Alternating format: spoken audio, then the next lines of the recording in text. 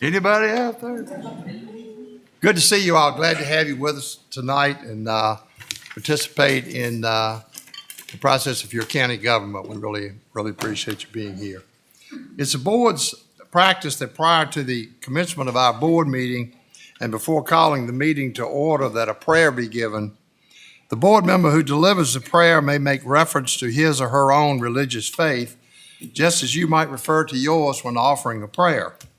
We wish to emphasize, however, that members of all religious faiths are welcome not only in these meetings, but in our community as well.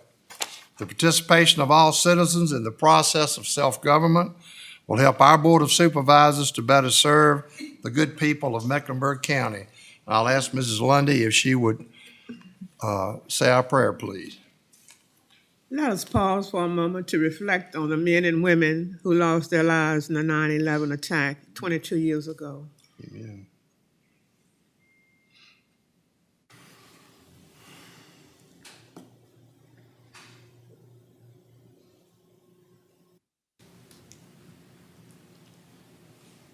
Thank you. Let us bow our heads for the invocation. Most holy and everlasting Father, it is again that we come with grateful hearts to thank you for all of your blessings that you have bestowed upon us, and most of all for your grace and for your mercy that have sustained us over the years. We pray for peace around the world and for safety of children and teachers in and out of schools. Now, as we enter into this meeting, we pray for clarity and direction for each decision that we will make as we transact the business of our county. This we ask in the precious name of Jesus. Amen. Amen. Thank you. I will now call this meeting of the Mecklenburg County Board of Supervisors to order. If you would ask that you please either mute or turn off your cell phones so that we don't have those interruptions during our meeting. And would like to remind you, we do have a public comments session on the agenda. Would ask that you please sign up in the back if you wish to speak in public comments. You do not need to sign up to speak at the public hearing. And I would now ask that you please rise for our pledge to the flag. I pledge allegiance to the flag of the United States of America and to the republic for which it stands, one nation, under God, indivisible, with liberty and justice for all. Thank you.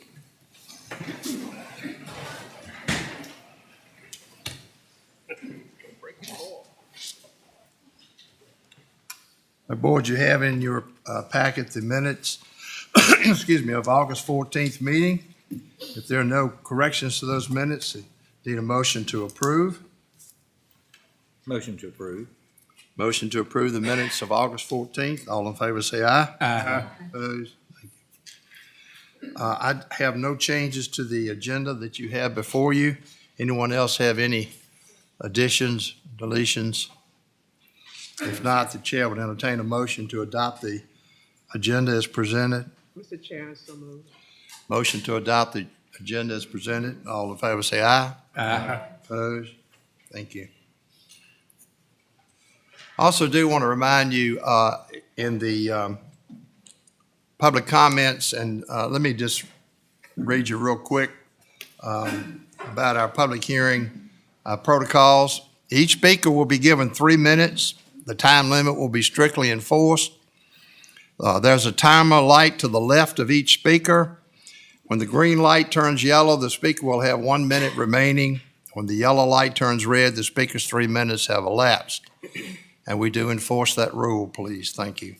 Citizens' comments is an opportunity for individuals to address the board. The board will not answer questions or engage in dialogue with any persons addressing the board during citizens' comments. If each speaker will provide his contact information on the sign-up sheet, county staff will follow up if necessary concerning matters addressed to the board by the speaker. So our first order of business this evening is a public hearing, special exception permit application by Kimberly and Joshua Wood. Mr. Hendrick? Yes, sir. You have an application by Joshua and Kimberly Wood for a special exception permit to allow for a second home. This property identified as county tax number 212-000-A-003D, zone agriculture, is located on the east side of Highway 820 Peninsula Drive at its intersection with Lakeshore Court, Election District 1, County of Mecklenburg. Reference deed book LR-22-2765. Thank you. Anyone here representing Joshua and Kimberly Wood wish to speak before the public hearing? Don't necessarily have anything to add, other than we're asking for a special exemption to build a home on our property so that we can move my elderly mother out to be with us. Okay, all right. All right, at this time, we will open the public hearing to consider this application that you just heard read. Anyone wishing to speak to this matter, please come forward at this time. Okay, seeing no one, the public hearing is now closed. What's the pleasure of the board? Mr. Chairman, I move that we receive the special exception permit application, please. All right, we have a motion to approve the special exception permit. Any further discussion? All in favor of the motion, say aye. Aye. Opposed? Thank you. Next is a public hearing concerning proposed solar facility siting agreement for the Finneywood Solar Project. Mr. Carty, or one of y'all want to explain what it is exactly we're addressing tonight? Yes, sir. It's an agreement that the staff has worked out with Dominion for the siting agreement and the construction of Finneywood Solar Facility on the other side of Chase City. It's basically a financial agreement, Yeah. which covers what we, Mecklenburg County would get from Dominion if the special exception permit, once that is approved, if it's approved, would come from that. This is part of a dual-phase process. You have the siting agreement, and you also have to have still the special exception permit, which must still be approved by the Board of Supervisors ultimately. Planning Commission has it currently for review in October. Yes, if this goes through. Yes. Well, So- I guess they're actually separate. You can still advertise it right now, so yes.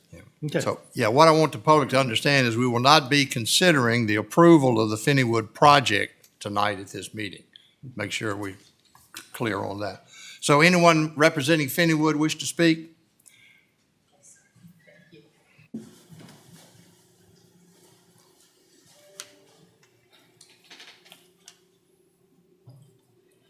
Just a minute. So while she's bringing that up, I'm Laura Wilson with Dominion Energy. Thank you all for having me tonight. We're going to talk about the Finneywood Solar Siting Agreement.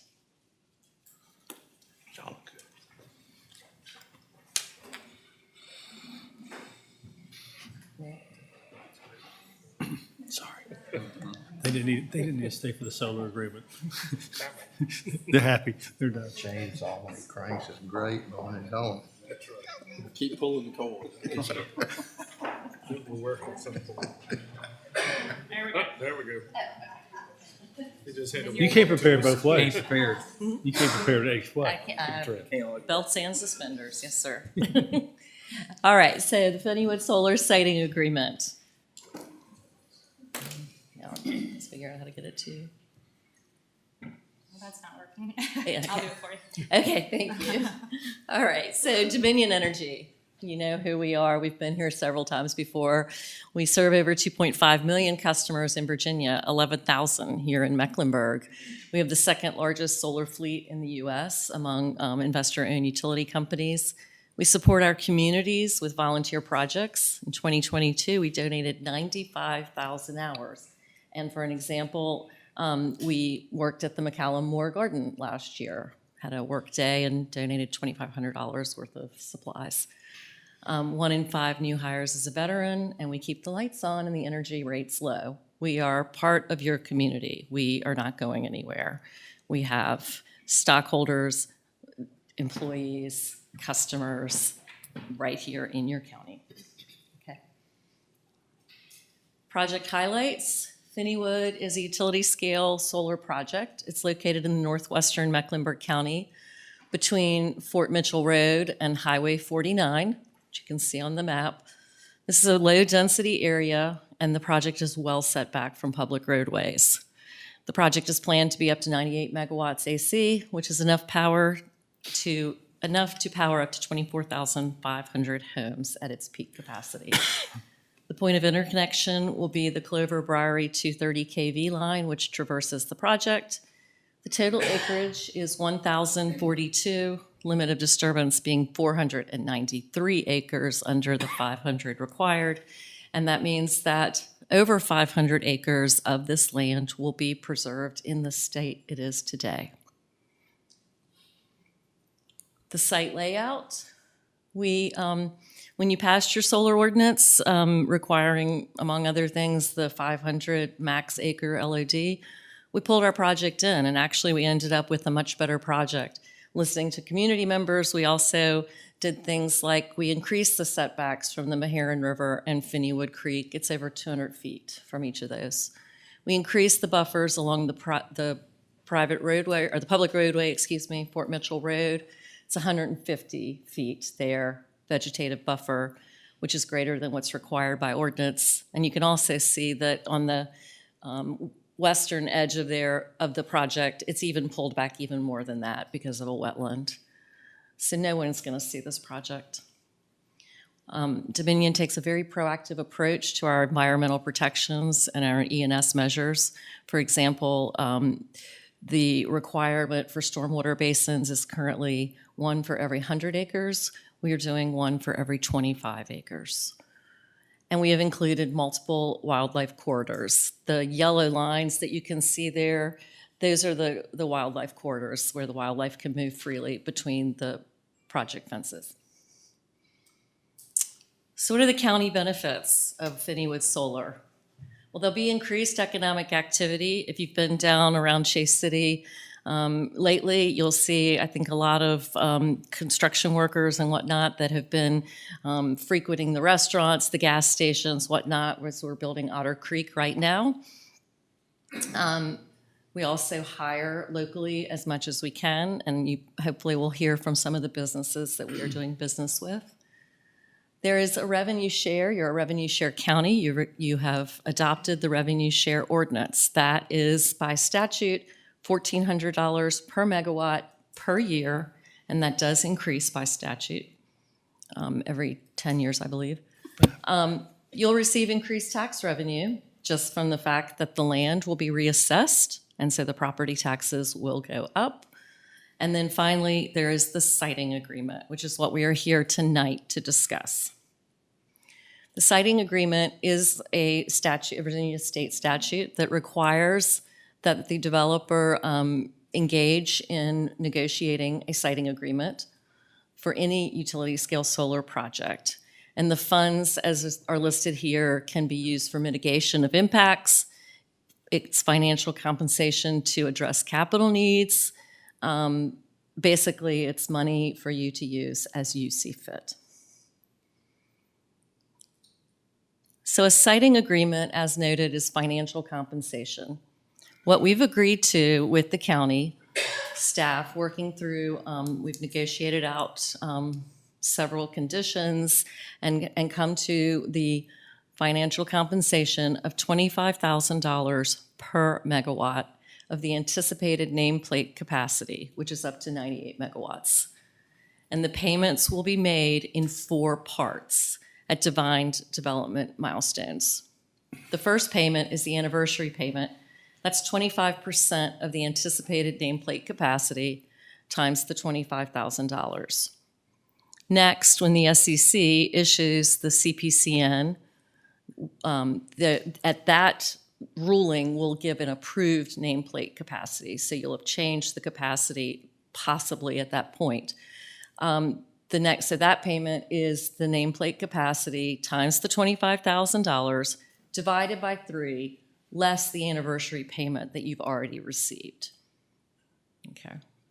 And then when we get our E&S control permit, the next payment will be the approved nameplate capacity times the $25,000 divided by 3. And then at COD, when the project goes into operation, the final payment is, again, the nameplate capacity times $25,000 divided by 3. So those will add up to the total of 25,000 times the approved capacity. So in conclusion, I just would like to say that I think this project will bring great benefits to the county. We've gone over several forms of economic and fiscal benefits to the county. It will bring clean, reliable energy to the grid in this area, as a matter of fact. And this project is important not only because of our green requirements, but also because the Commonwealth has growing electric demand. We need additional generation to power things like databases that I know you all are familiar with. So we are not building this just because we want to be green. We are building this because we need the capacity on the grid. So I hope you will consider, take all that into consideration and pass this siting agreement. And finally, I would just like to note that there is considerable community support for this project. I hope you'll hear some of that tonight. And I would like to present to you a petition that we have that has 85 names of people that are in support of the Finneywood Solar. So if I can. Copies there. Okay. Any questions I can answer? Anybody got any questions before we go to public hearing?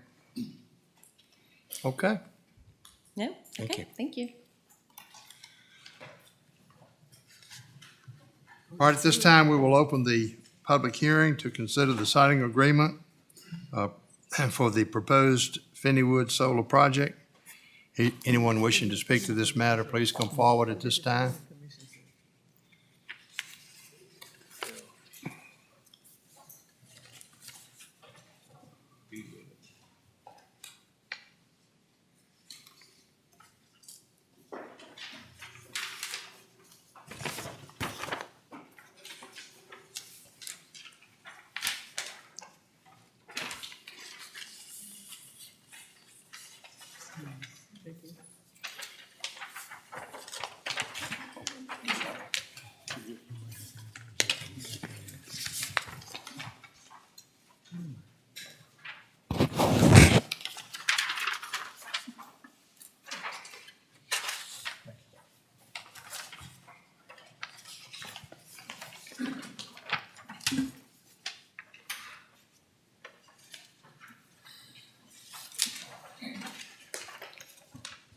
Ladies and gentlemen of the Board of Supervisors, I thank you for this time.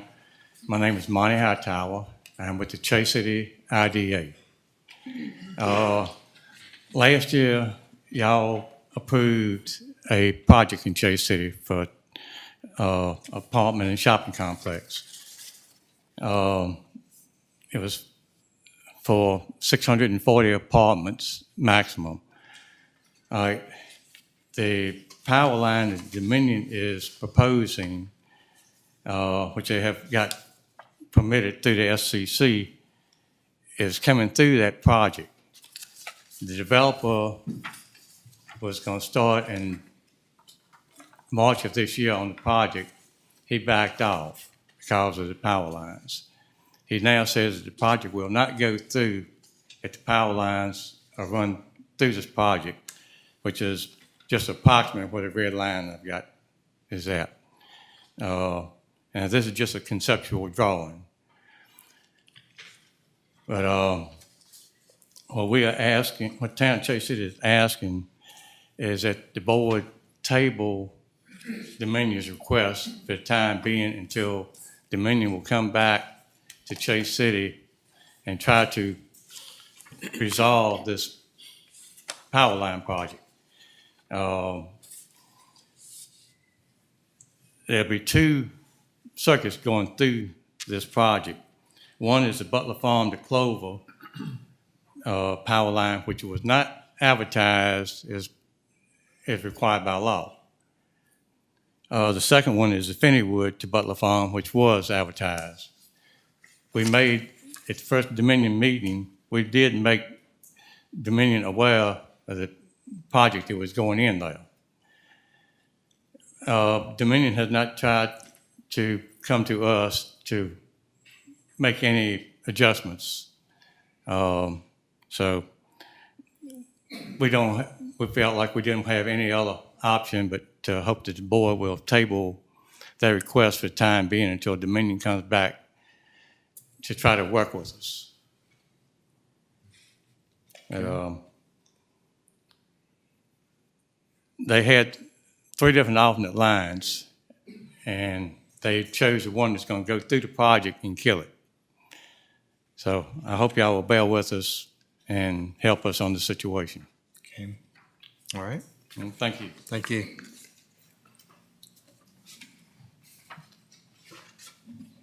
Anyone else?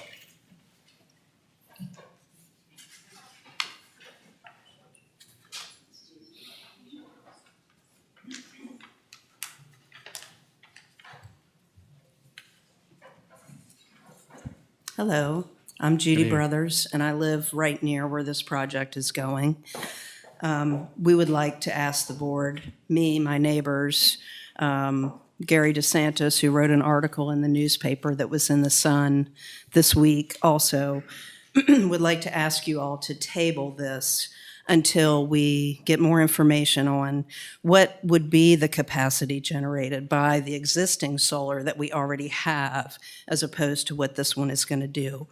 The financial compensation, is that going to take care of the issues that may come up with this project, just like we have with the other ones that are existing? That's an issue also.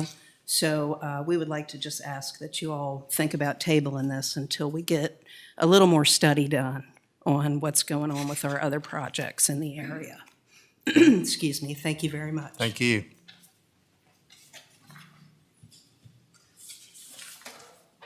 Anyone else?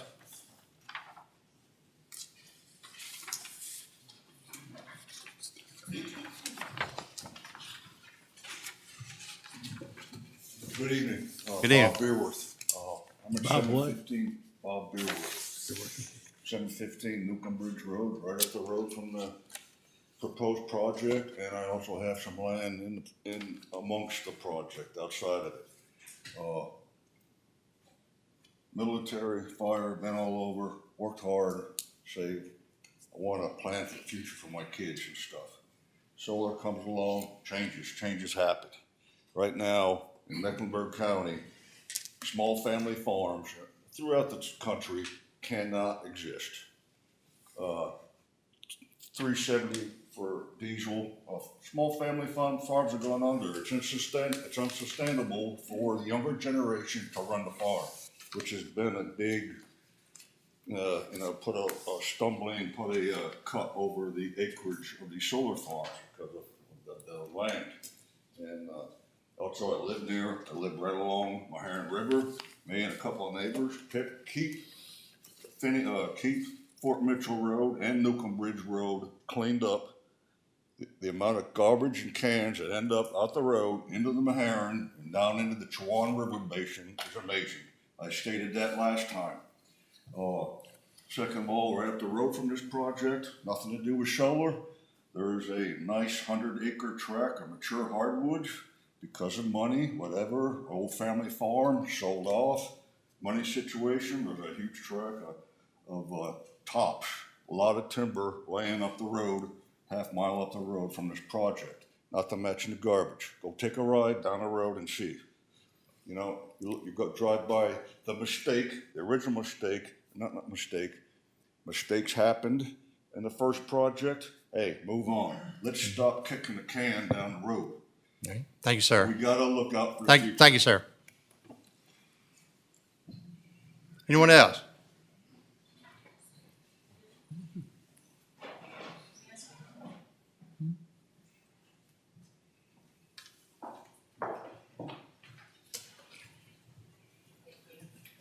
I just want to clarify that the transmission line that this project will interconnect with is an existing transmission line.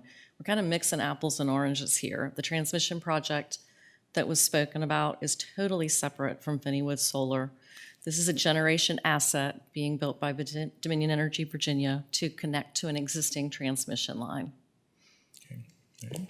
Thank you. Anyone else? No, sir. Sorry. Thank you. All right, at this time, I will close the public hearing on the proposed siting agreement for Finneywood Solar. What's the pleasure of the board? Mr. Chairman, I move that we table this item due to concerns that the constituents in District 2 have. Okay. All right, we have a motion to table the proposed siting agreement. Any discussion on that motion? All right, all in favor of that motion, say aye. Aye. Opposed? So we are going to table the proposed siting agreement. We'll have staff, now the question is, how long are we going to table it? It's just a siding agreement, so I Yeah, don't think we need to wait more than the next meeting. Okay, all right. We'll put it back on the agenda for next month. All right, okay, all right, thank you. All right, this brings us to public comments session. Yes, sir. Shannon Crutchfield.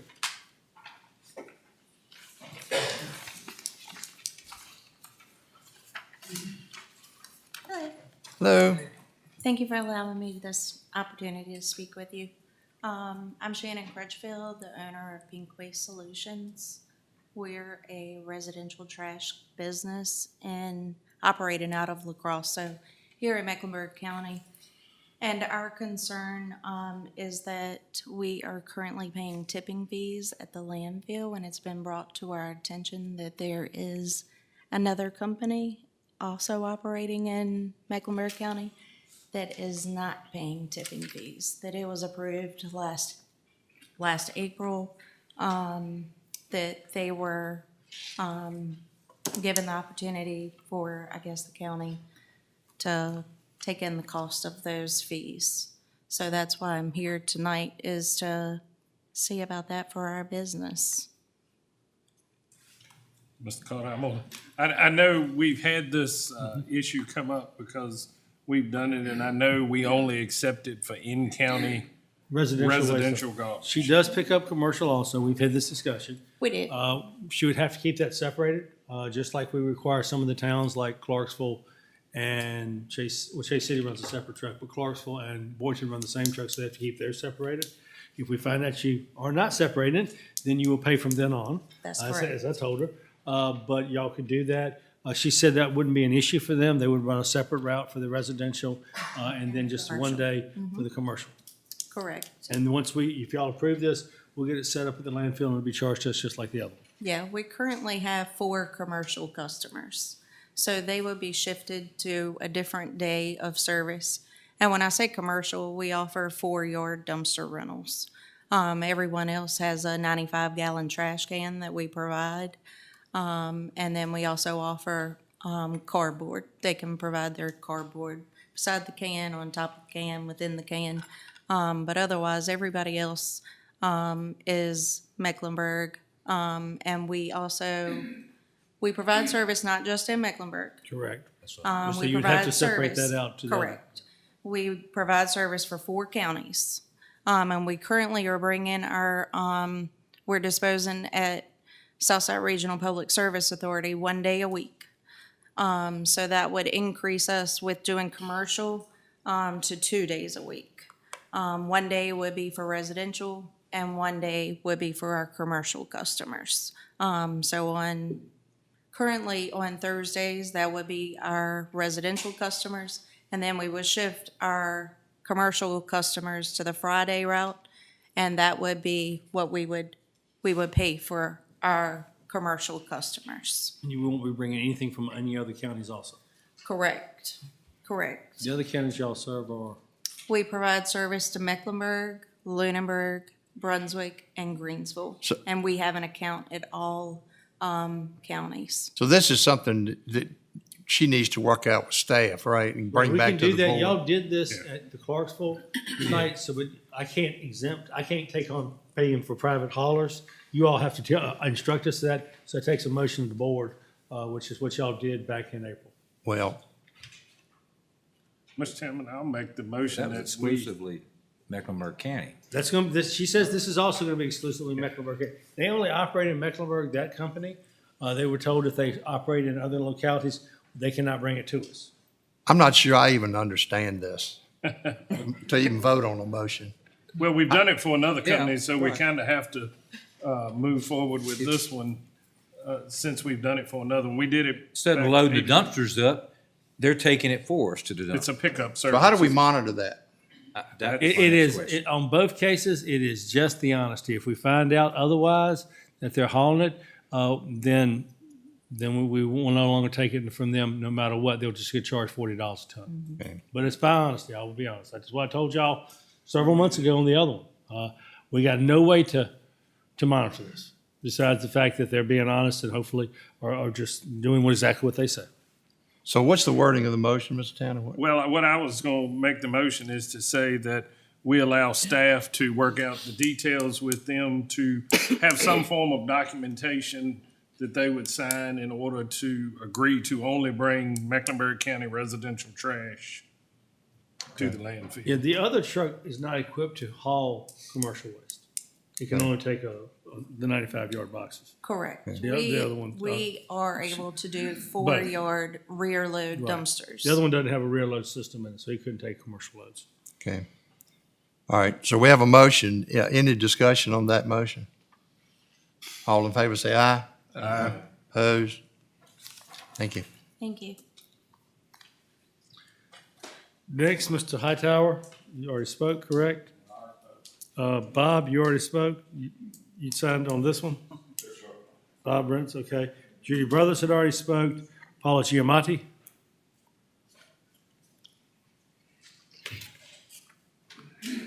Hi, good evening. Good My evening. name is Paula Giamadio. Sorry, Paula, I get it wrong every time. That's okay. I live in Nelson, Virginia, and I'm here to talk about the salvage yard in my neighborhood. This board voted in May to deny a special exemption in our neighborhood for a salvage yard, and that salvage yard is still operating. The business also does not have a proper driveway. So when it rains like it did this weekend, it's mud. Mud in the road, mud everywhere. I sent pictures to Mr. Jones and Mr. Hendrick about this. It's still ongoing. My biggest concern is water. The owner does not have proper permitting to run this business. He even stated at the zoning committee that he does strip cars, and in his words, there are no hazardous materials with him stripping the cars.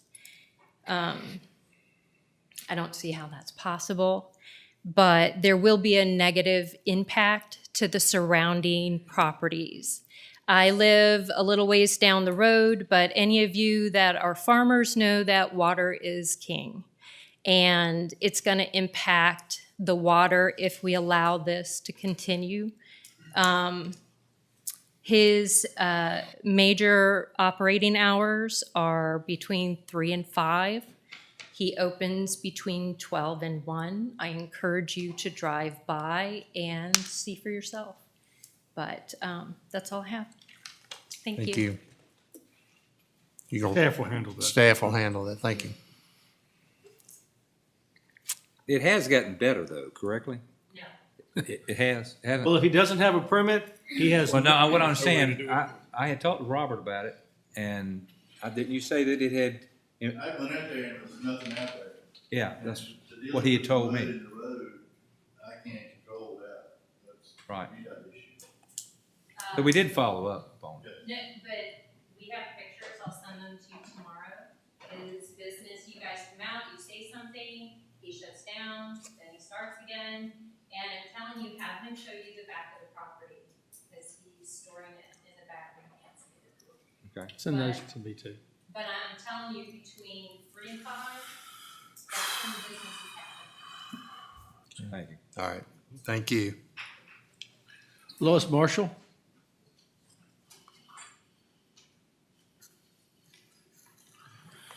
My name is Lois Marshall. I live in Nelson, Virginia, and close by to the salvage yard as well. And my problem is Mecklenburg County has taken a great deal of energy to make sure that water is controlled so it doesn't go on their roads. This man has no idea at this salvage yard, Mr. Coleman, no idea what the water is doing. It is going underneath the road because he filled in the gully that has been, it's everywhere. The gullies are everywhere in the county. No matter where you go, there's water control gullies. Took me a long time coming from Chicago to figure out why until we had our first hurricane. And it's obvious that's why you need them. And they do control the water if you don't fill them in. And he took his driveway, he filled in the gully. I feel really sad for the other people that live in that immediate area.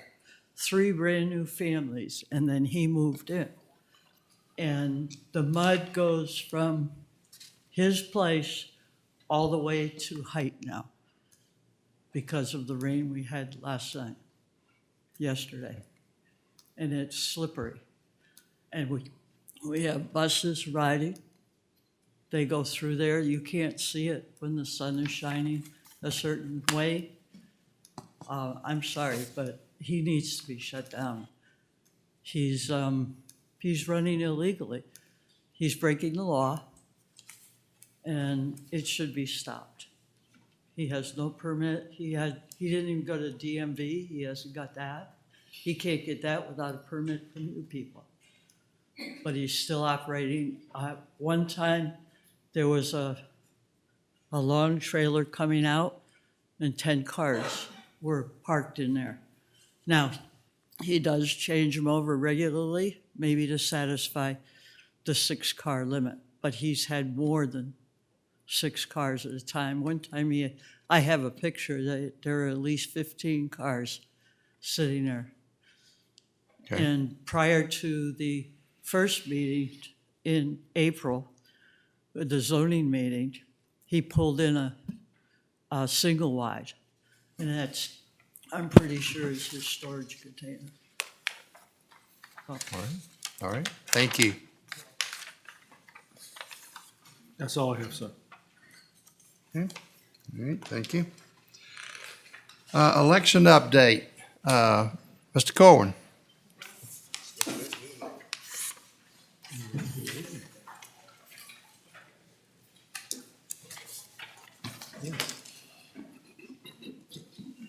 Good evening. Good evening. I did hear you and said hello at the time.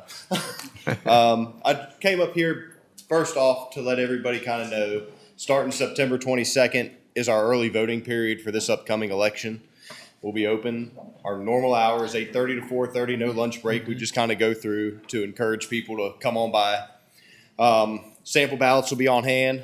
Early next week, we'll post them to our website, have them available in the office. We also mail them to any citizen that wants them. Big thing that I wanted to talk about as well was this past primary that we had that cost our county a lot of money, that had one person that was eligible on the ballot. It cost us $28,510 for 592 people to vote. It'll cost us about the same for this November's election. It doesn't matter what the election is generally, we have to prepare for people to vote. So working with Mr. Gottschalk, we've proposed a bill to hand to Mr. Wright that he is very satisfied with, that will address that problem should it arise again. Basically saying that if there's one person on the ballot, that the election would stop because there's only one qualified candidate and there's no point to vote for one person. So I appreciate his help tremendously for that. I'm not a wordsmith by any stretch of the imagination. I just had the idea and he made it legal. Lastly, people have not done their campaign finance for this period. I know this is me coming up harping on the same thing. Most of y'all have done really good about it. Thank y'all. Please do your campaign finance because I don't want to issue fines. That is not what I like to do. So if anybody needs assistance, please come by the office and see me before this Friday. And the last thing I wanted to say is please, if For those at home watching, get online, elections.virginia.gov, and look at your polling place. We've had a redistricting since our last major election. We'll run this in the papers as well to make sure that you know where you're going to vote.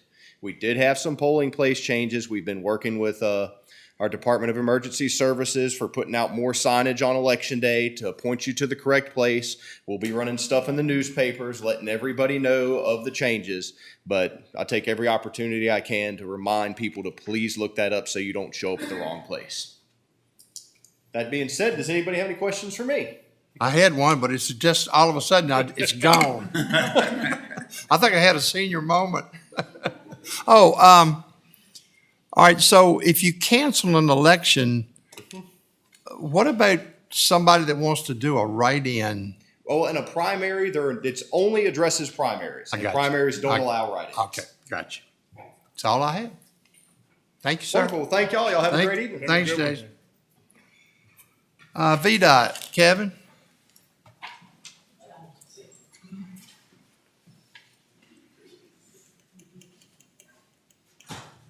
Good evening. Good evening. All right, y'all got our monthly report in your board package. A couple things I want to highlight. Our second round of primary mowing was completed in August. The second round of secondary mowing is scheduled to start next week. All of our rural rustic projects are done for the year. That would be Ray Road, Estes Road, Woodland, and State Line. Like I said, everything's complete. Next year, we'll be focusing on All Goods Lane and Dry Creek Road. If y'all noticed, we've been doing some ditch and shoulder work out on Highway 47 to improve some drainage there when we get the downpours and rain. The litter was picked up on Route 660 in the past month. We've got contractors paving sections of Route 58. They still got a section on Skipwith Road and some in the town of La Crosse. And rumble strips been going down on Route 58. That's on the edges. And we've got some center lines going on 92 close to the Charlotte County end. That's all I've got, unless y'all got any questions. Do you know when they're coming back to La Crosse? Because I know they milled it up 2 or 3 weeks ago and Soon. They had to do some patching in there. So they had to do some patchwork before they put the overlay on it, but it's on their radar. They're up here in Clarksville now. They do some skipping around. So I think that's the favorite topic at the post office. They want to know when they're coming back to pave it, so I figured I'd ask. Yes, sir. And also, on 58, and it could have been the rain ran them off the other day, but it looks like they did the mowing, but they never came back and finished it. Right on 58 between La Crosse and South Hill. It looks like they ran down it, but all of it didn't get trimmed or anything. Oh, okay. I'll take Just check it out. Yes, sir. I'll take a look at that. Certainly. All right. So you finished all of your round for this year as completion, your roads? The rural Paving. rustics? Yeah, rural rustic. Yes, sir. We're done. Okay, so then next year you're waiting for the next set to come in. We're waiting for the new money to come in so we can work. We don't have You know where I'm going with this, right? the next 6 You're years. on the 12-year plan. I'm sure Mr. Brinkley will have us a Mr. meeting. Bright got me on this list. Okay.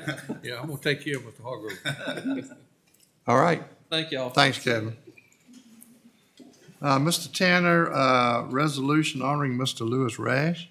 It's actually Ryland Rash is what it should be. It is Ryland Rash. Yeah. You're right. I just want to take a minute to read it. We actually got the resolution, and I took it to him the other week on his birthday. It just says, whereas the Mecklenburg County Board of Supervisors does hereby wish to honor Mr. Lewis Ryland Rash on his 100th birthday, which occurred on August 27th, 2023. And whereas Mr. Rash served his country in World War II as one of the greatest generation. And then he served his country back in the States and abroad and is a 79-year member of the American Legion Post 79, where he served as post commander. And whereas Mr. Rash returned to his beloved La Crosse, where he served as postmaster for 32 years and was known for his sharp and quick wit. And whereas he married the love of his life, Dorothy Jane Lucy, in 1950 and raised a family, enjoying the many school and life activities that they were involved in.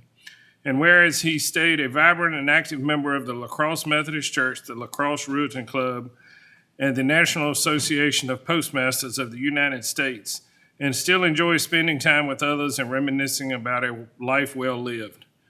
Now therefore be it resolved that the Mecklenburg County Board of Supervisors does hereby wish to honor Mr. Lewis Ryland Rash on becoming a centenarian. Went by and spoke to him. He was very honored for the resolution, and he still has very sharp, still knows the history of lacrosse backwards and forwards. I told him I was proud of him, that he got more years owed to government than he put into it, so by being retired for that many years. So, but he's doing very well and was greatly appreciated. Okay. Well, congratulations, Mr. Rash.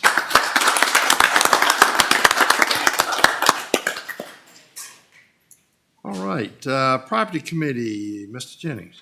All right, Mr. Chairman, thank you. The Property Committee met on Monday, September 11th, 2023 at 4:30 p.m. in the Board of Supervisors meeting room, Boyton, Virginia. Members present: Jim Jennings, Chairman; Claudia Lundy, Andy Hargrove, Sterling Wilkinson. Members absent: none. Others present: Glenn Barber, Rundle Blackwell, David Franklin, Charles Jones, Tom Tanner, Wayne Carter, County Administrator; Judy Sheffield, Assistant County Administrator; Alex Gottschalk, Deputy County Administrator. The Chairman called the meeting to order. Mr. Gottschalk advised the committee that on July the 1st, 2023, the Mecklenburg County Public Schools turned Parkview and Bluestone Middle Schools over to the county's surplus property. Previously, the Board of Supervisors instructed the use of Parkview site for economic development and Bluestone for a convenience center. To proceed, the school buildings and other structures must be removed. An invitation to bid was issued on July the 21st and closed on August 24th. 8 qualified bids were received by the deadline. A bid opening occurred on August the 30th, at which time Taft and Fry from Bristol, Virginia was the apparent low bidder for both schools, with a total bid amount of $646,000 and $400. Upon a motion of Mr. Wilkinson, the committee voted unanimously to recommend the Board of Supervisors, having ascertained that Taft and Fry Company Incorporated is the lowest responsive and responsible bidder, hereby awards demolition of the Parkview and middle school sites to Taft and Fry Company Incorporated for $646,400 and authorizes the county administrator or county attorney to enter into and execute a contract with Taft and Fry in furtherance of this project. Mr. Baxter Bailey presented an update on the Good Bank Building addition renovation to the committee. He presented a schedule and budget for the project. Upon a motion of Mr. Hargrove, the committee voted unanimously to convene in closed session pursuant to Virginia Code. 3 supervisors, Jennings, Hargrove, Lundy, and Wilkinson, voted aye. Upon a motion of Mr. Hargrove, the committee voted unanimously to go back to open session. Supervisors Jennings, Hargrove, Lundy, and Wilkinson voted aye. Upon a motion of Mr. Wilkinson, the committee voted to adopt the following certification. Supervisors Jennings, Hargrove, and Lundy, and Wilkinson voted aye. There being no further business, the meeting was adjourned. So you want to make a motion? I do. I present that as a motion that we accept that bid for the demolition of those 2 schools. Okay. You all have heard the motion. Any further discussion? All in favor of the motion, say aye. Aye. Opposed? Thank you. Personnel, Mr. Hargrove. Thank you, sir. The personnel met on Monday, September 11th, 2023 at 4 p.m. in the Board of Supervisors conference room. Members present: myself, Andy Hargrove, Brenda Blackwell, Tom Tanner, Sterling Wilkinson. Also present: Glenn Barber, Jim Jennings, David Brinkley, Charles Jones, Claudia Lundy, Wayne Carter, County Administrator, Alex Gottschalk, Deputy County Administrator. The chairman called the meeting to order. The committee reviewed the proposed amendments for the personnel policy as previously prepared and sent out by the county attorney. Upon the motion, Mr. Tanner, second by Mr. Wilkinson, the committee voted unanimously to recommend approval of the personnel policy amendments as recommended by staff and Mr. Tanner. Upon motion of Mr. Wilkinson, the committee voted unanimously to convene in a closed session pursuant to Code Section 2.2-371A3. Supervisors Hargrove, Blackwell, Tanner, and Wilkinson vote yea. Upon motion, Mr. Tanner, the committee voted unanimously to go back into open sessions Supervisor Hargrove, Blackwood, Tanner, and Wilkerson vote yea. Upon motion of Mr. Wilkerson, the committee voted to adopt the following certification resolution. Supervisor Hargrove, Blackwood, Tanner, and Wilkerson voted yea. I would like to make a motion to the floor, Mr. Chairman, that we approve the personnel amendments that we went over. Okay. We have a motion to adopt the personnel policy amendments. Any further discussion? All in favor of the motion, say aye. Aye. Opposed? Okay, thank you. And those have all been emailed to you. Okay. Those have all been emailed to you. Okay. There have been no further business. The meeting was adjourned. Okay, all right. Thank you, sir.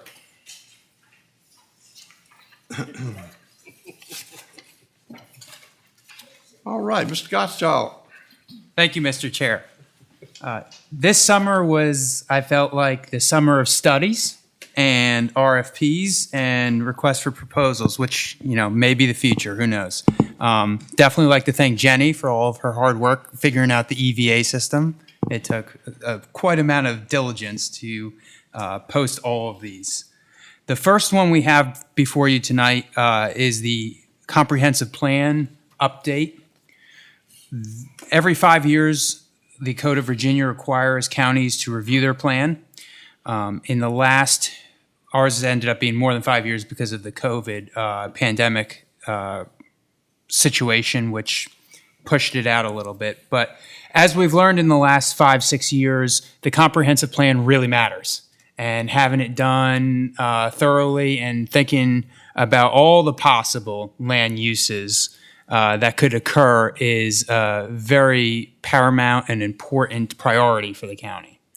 So we did a process to find a firm that will lead our next update.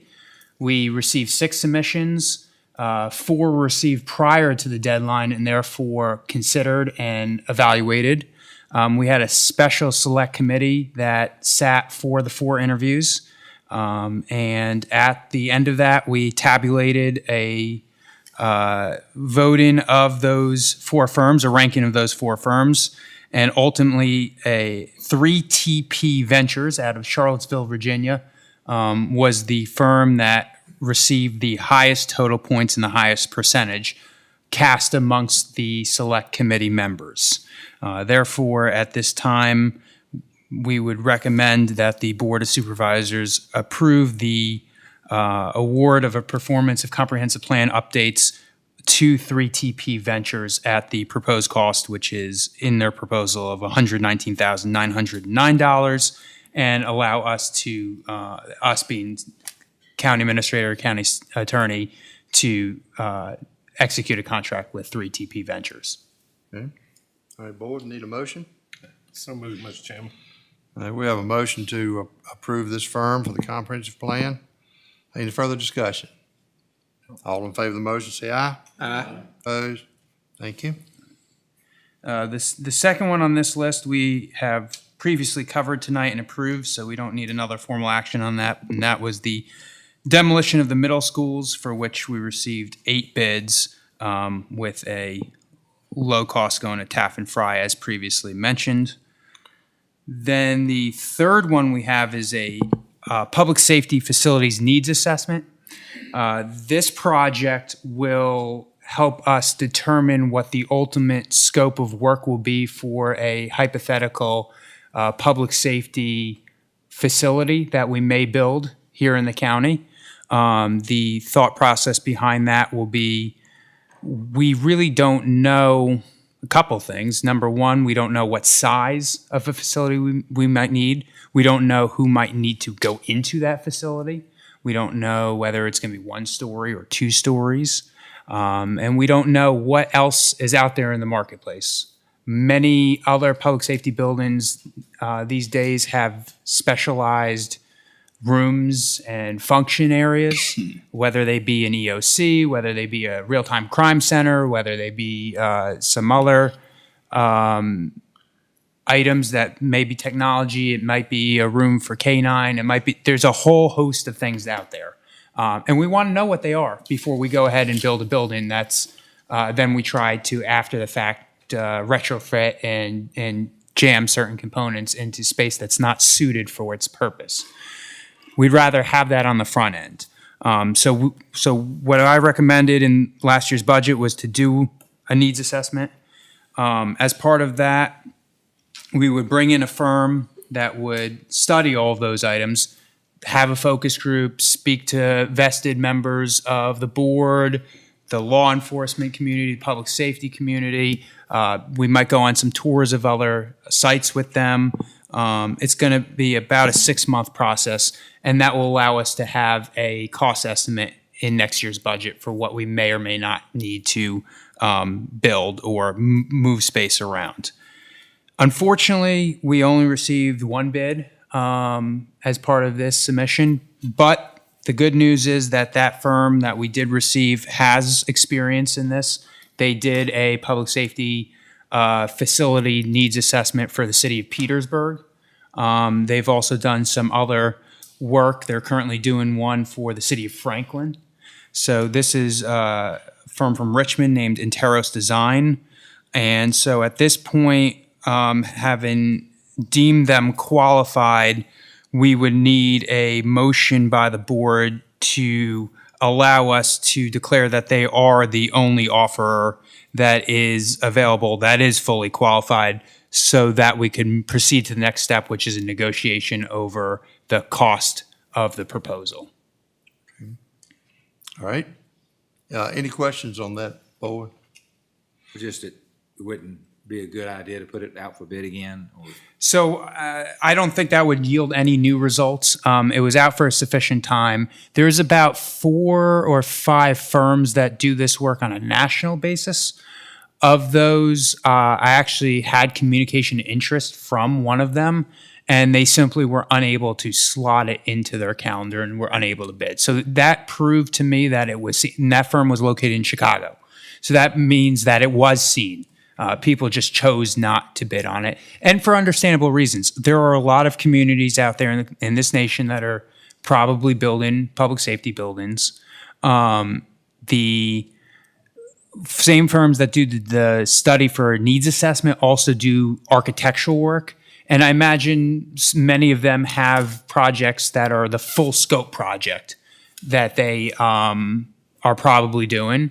Obviously, we're not immediately adjacent to a major airport, and so it's probably harder for them to slot it into their pre-existing schedule. I imagine that was the case with the firm from Chicago. The good news here with that, though, is this firm will do the design of the needs, needs assessment, but they are not locked into the design of the entire building. We will have another bid process for the architectural firm that will design the overall building. So we will have another opportunity to put this project out there and have another chance where other firms can bid, and anybody who then bids could take this and incorporate that into their work, or they could, based on their experience, change things. So I don't feel like having one at this time will preclude us from having a quality work product. If there was if this firm hadn't done similar work before, then I would have recommended that we re-advertise. But at this point, I would recommend that we go forward with this firm, at least see what the price is. The board will need to approve that anyway at the next meeting, and we might at that point decide that their price is too high and need to go back out to bid.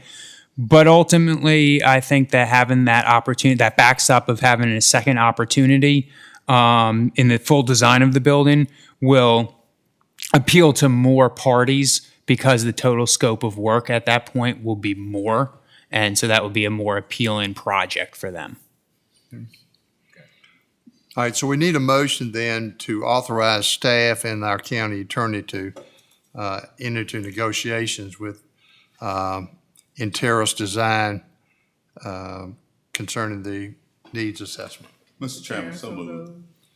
That was in unison. Either one don't matter. We've got motions. You heard the motion. Any further discussion? All in favor, say aye. Aye. Opposed? Thank you.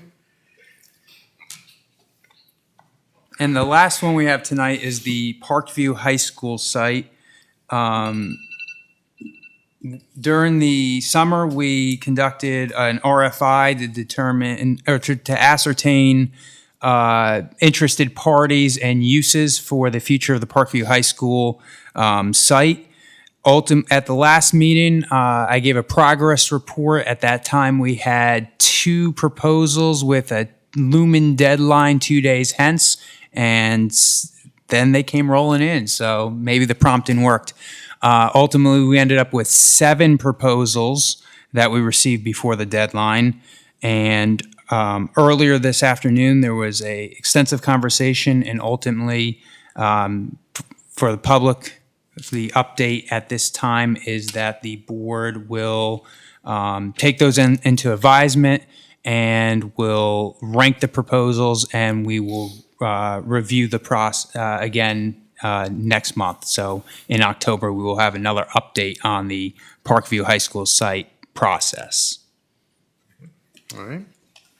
Thank you. All right, anything else? That would be it for procurement at this time. Okay. All right, thank you. Mr. Carr? Yes, sir. First off, we'll start off the building permit report. We are holding steady, as you can see. Back up some 16 houses and manufactured homes. Permits are still holding steady. Downstairs for that and zoning department. Animal ones report, we were able to adopt out or take back to the owners 85% of the animals that we picked up. Sheriff's report, over 2,300 calls for service last month. You also have the citations. Any questions on that? Grand total 362. 911 report, Mr. Tanner. The main difference between the number of calls they receive and the number of calls for service, a lot of times when the deputies are stopping somebody on the MDTs, mobile data terminals, they do the information themselves, so that's not a call for service, so that's why you have the increase there when they're pulling people themselves, so that's the difference in the numbers. But you're looking at 911 received almost 3,900 calls for the month of August. Yeah, and I'd actually asked Mr. Carter to include these numbers and the EMS numbers in here because I thought it was important for us to see how busy they truly are. Right. Ben usually comes and gives that one yearly report, but that's just like, okay, here we did 6,000 or whatever. This shows you each month. So 911 received, 911 calls alone were almost over 2,350 calls.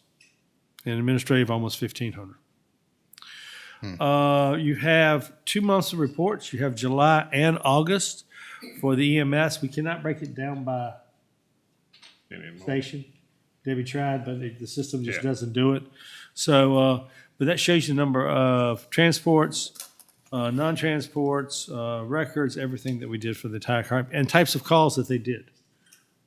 I hope that was what you were looking for. And one of the biggest things that I wanted to point out too was the special events that they did. If you look in July, they spent 450 hours, man hours, just on special events. And training included, we were over 500. And then if you figure an average person's making $25 an hour, let's just use that as a 50,000 just base pay, you get $3,750. You spent almost $18,000 in overtime that y'all had to pay for everybody else's events. I just wanted to use that just as a round number to give you an idea of what you're talking about. But this way, we kind of see from month to month Yeah, I what mean, they're it's doing and what very they're involved informative. in. I like the way it broke down. And it's probably something we're going to have to discuss in the future. Absolutely. Doing all this for other agencies, other people, whether that be Lake Fest, which is for the Clarksville Chamber, whatever else, folks are going to have to start paying some. Because at some point in time, it's also going to strain your system. It's not only EMS, it's the sheriff's office also, because they have to provide people. Volunteer for fire these provided events folks, fire and departments you had 6 or 8 officers over there the entire time, both days. So, I mean, it's a lot of overtime, and that's not counting what's on the road. This is all OT on y'all. So, these events cost a lot of money. So you've got July and August. We'll just have it monthly from now on. As you can see, August was down some, but still 200 hours. Mm-hmm. And that's going to be pretty much everything from May at least through October. Could be April through October. You're going to have that kind of stuff. So Next is the abandonment of Route 885. This is in Lakeside Industrial Park. We are looking at an abandonment of that with a new cul-de-sac. If you look at the picture, the cul-de-sac, the pink part is what we're abandoning. The cul-de-sac will come in and right past where Vets is. It will have a cul-de-sac there. There is, at the cul-de-sac, land that goes down, 50-foot right-of-way that goes down to the west and then goes south. It goes 100-foot. That's the land still owned by Clarksville IDA, but it does have access on that, so no one is landlocked in any of this with this allocation. Right now, actually, they just come in and butt into the road. So that was how we did it first off, so they'll have the same amount of coverage area on the cul-de-sac. Well, we need to go ahead with this process so that the owner of that land can then start their clearing. So we need to vacate this plat, this right-of-way in order to do that. So we need a motion to Yes, sir. vacate. Whose district is that? Make a motion that we vacate the Okay.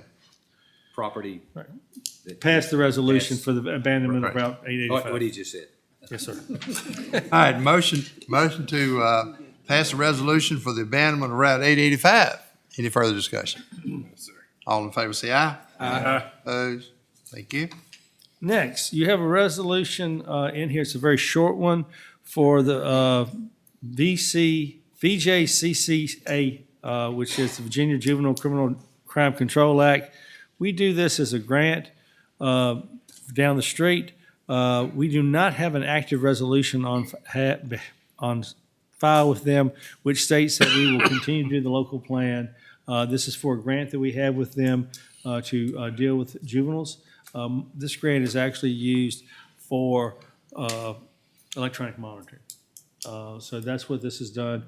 This grant does not go towards any incarceration. It's all for electronic monitoring. Okay. Every year, it's approximately $32,000.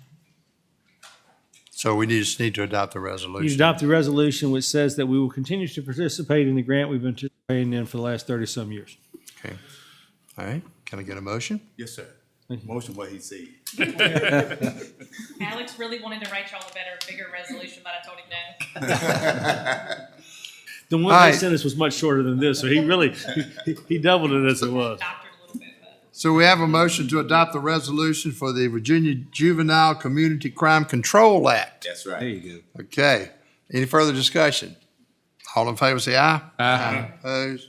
That's a tongue twister early in the mornings. Finally, we have 2232 plan review. There were two projects that came before the Planning Commission this past month. Both were denied. You all can review these if you wanted to and do an appeal yourself, or you can wait and see if the applicants do their own. You're not required to, but we do notify you of whenever the Planning Commission has denied a request or approved a request, so that you all do have the ability, if you want to go back and review what they did. These are for both small scale solar projects, less than 5 megawatts. So does the board wish to take any actions this time? Robert? Their deadline to appeal to you all was Sunday. I have not heard anything. Okay. Okay. All right. Yeah, we'll just wait for them. So I see think what they do. no further action on our part. No action. Okay. Okay, I just wanted to make sure y'all knew that before no action was taken. Thank you. All right. Anything else, sir? That is all we have tonight, sir. All right. All right, you have the consent calendar in your package. So hope you've had an opportunity to review that. If there's no questions concerning the consent calendar, motion to approve. Move to approve the consent calendar, Mr. Chairman. All right, you've heard the motion. All in favor, say aye. Aye. Opposed? Thank you. Okay. Board member matters. We'll start with, Ms. Blackwell, you want to start us? Just want to offer congratulations to Mr. Rash on this milestone of 100 years. Okay, all right. Thank you. Ms. Franklin? Well, I think Ms. Blackwell, by making a motion to defer that sitting agreement was a good move. I think, maybe give it a little time and hope Chase City and Dominion can work that out. They talk about a pretty big project there to that, you know, may not happen at these power lines. So maybe over the next 30 days, they can get that together. You know, I kind of get amazed at all these solar. I know I've probably been outspoken about these, but, you know, Laura sent this thing here with 85 names on it. And it's amazing how you can get 84 people of the 85 that don't live around there in support of a solar farm because it's somebody else's backyard. That's really good, you know. I need that. You know, so. It's all magic. And then, you know, make your schedule for October the 21st. We have a little community revival up at our church, and Mr. Hargrove comes up there and speaks. And last year, the way we did it with, I think Mr. Reverend Lawson was first, and our preacher Jim was second, and you were third. And they come up with the Oreo group. Couple black guys on each side and our white preacher in the middle. So that, in case y'all didn't figure it out, Mr. Hargrove was not in the middle. But we have music and good food and stuff. And I mean, it's a good place to come and just see how a community gets along, works together, everybody there and that thing. And so, you know, that's a month ahead. I'll remind you next meeting, but that's the 21st. It's a Saturday. That's at your church? Mm-hmm. What time of night is We doing this in a day, so it's like 12 to 3. it? You're trying to get all the old folks out. Yeah, we can't drive after dark. So do you get an intermission in between these? A little bit. All right, very good. All right. Thank you, sir. Mr. Hargrove? Yes, sir. Thank you very much. And I pray that y'all will come to this event that Mr. Franklin is going to be involved in. Is that number 19 or 18 still out there? I moved him to a different pasture. Please move him back. We plan on killing it. He got nervous every time you showed up. We do have a good time. We have people all in the neighborhood and so forth come forth, and I just enjoy the fellowship. And also on the 30th of this month, the Clarksville Community Choir will be hosting a concert to raise funding for the Mecklenburg County Cancer Association. And we're hoping to do the best that we can. We're asking all of you all out there and you here that to come and listen to us. I mean, everybody wants to go to South Hill. It's a nice place, but come to a little clean Clarksville. Now, where is this going to be held? This is going to be Jameson Memorial at 1 o'clock at September the 30th. Okay. Yes, That's really good. I've been to a couple of them. They do a wonderful job. Yes, sir. And another thing, it's amazing how much money we spend on the primaries. I didn't know we spent that kind of money. And then to have only those minimal amount of votes, it's unreal. That the county support that for the people that just, I don't know whether they're interested, not interested, or that they think that the same people going to win anyhow. I don't know what it is. Yeah. But I do know that we as a county need to do it a bit better. Right, great. Thank you, sir. Thank you. Ms. Lundy? Yes. I would like to thank Mr. Smith, working on the highway. 654 and Bridge Road, they did an excellent job on cutting back the debris within the fence so you can see around the curve. Thank him so much, it's beautiful. The public safety facility, I think is needed here in this county, and we need to move forward on getting a bid for that. The personnel hiring and firing that we talked about earlier need to go into a handbook, so when we hire people, and before we fire them, they can go refer back to this handbook and find out where they stand. Not just hearsay and talk. Parkview High School, we need to give that some thought also. Many things can be used, it can be used for many things, however, but where we can get the most money for our county, we should think about that also. Okay, thank you. All right, thank you, I'd like ma'am. to say, Mr. Chairman, to Mr. Alice, thank you so much for all that you do. And I heard you say hypothetical public safety facilities. Let's try this hypothetical public safety visionary. Thank you. Mr. Wilkinson. Thank you, Mr. Chairman. Just hitting on, the EMS, that, we all knew it was really extensive in what they do. But until you see these real numbers, I think that's very important that we've got it here in black and white to see what is really needed going forward. I think they're gonna be a big player going forward in our county, among other things. So we should do what we can to support them. Thanks to Jason, for, doing his stuff with the registrar. I mean, we're real fortunate to have somebody like that. A lot of counties don't have, there's no communication. I mean, you hear these horror stories, you just don't know what's going on. He does a great job. Yeah, I guess. And I guess the last thing, September 11th today, 22 years ago, the awful event. What more can we say from that? But, one of the things that I do remember, what it did bring was a sense of American pride and unity. We all remember that. And I just hope and pray this country can get back to that, because we really need that at this point. Amen. That's all I have. All right, thank you. Mr. Town. Thank you, Mr. Chairman. I'd like to just say I'm excited about the concept of the public safety building. Being in public safety myself, it's kind of a pet peeve of mine. But I want to thank you and all of the staff for all y'all have done. I truly believe that's why some of the bids have come in low, because I think you just talked to them so long on the phone that they were like, let's just give them a bid. I'm just ready. Here you go. But we do appreciate all the work you do for us. Don't forget about his email. Yeah, this is true. This is true. And speaking on Mr. Rash, one of the things he told me when I was there, he said as a child, he drank kerosene when he was a child. Not knowing back then, and he said 2 doctors came to his house 3 times a day, pretty much told his parents that they didn't think he was gonna make it, because back then they didn't know anything about pumping stomachs or stuff like that. So it just goes to prove that it didn't take him away from him, and he's done well since then. So, but again, to congratulate him. And also talking about the middle schools, I know in between the time that we have now and the time we tear these schools down, we are going to try to get our county fire departments in there to do some training on those types of buildings, because we don't get this opportunity very often. It's kind of a once in a lifetime thing, so we do want to try to get them in there on that. And back again, as we said, today is September the 11th, and I want to just take a minute to thank all our first responders, our military. They sacrifice so much each day.